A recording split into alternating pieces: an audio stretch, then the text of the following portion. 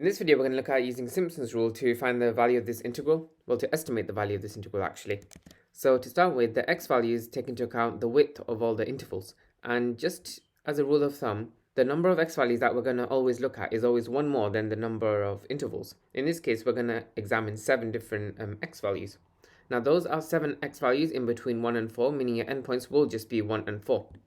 If we go up in 0.5s, like so 1.5, 2, 2.5, 3, sorry, I should have included another box, 3.5 and 4, what we'll see is that we have 1, 2, 3, 4, 5, 6, 7 numbers, which is fine for this case. That's however many we want to consider.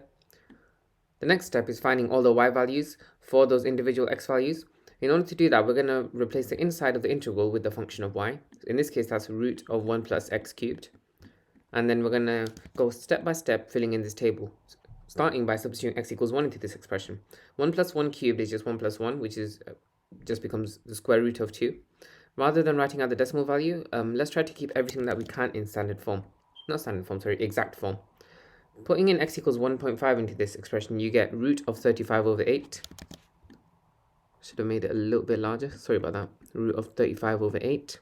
Putting in x equals 2 into this expression, we get 3.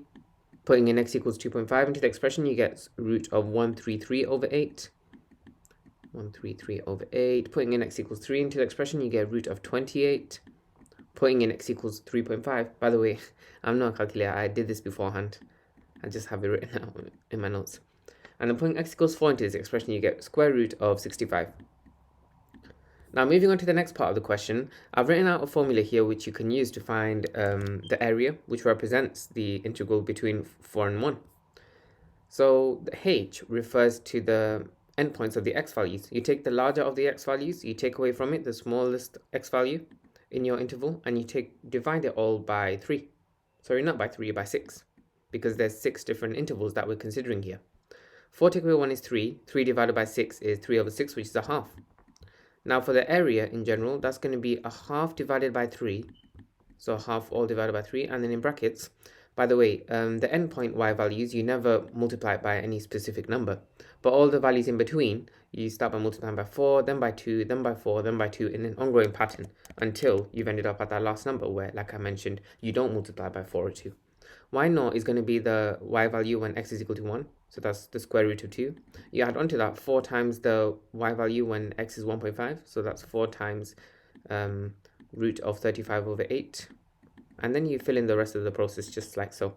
You can skip ahead if you'd like, but I'm just going to write this out in case anyone did want to see the working out. So y2 is the square root of, sorry, that says 133 over 8, by the way. Square root of 133 over 8. Plus 4 lots of y3, which is root 28. And then plus 2 root lots of the square root of 351 over 8. And then all add the endpoint value, root 65.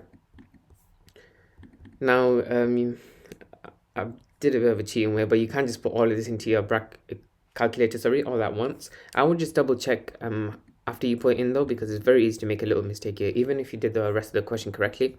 And you'll end up at an area of 12.9. And that's an estimate of the integral. It's not an exact value because we know curves, they vary a little bit in our nature. If they were straight lines, then it would have been exact.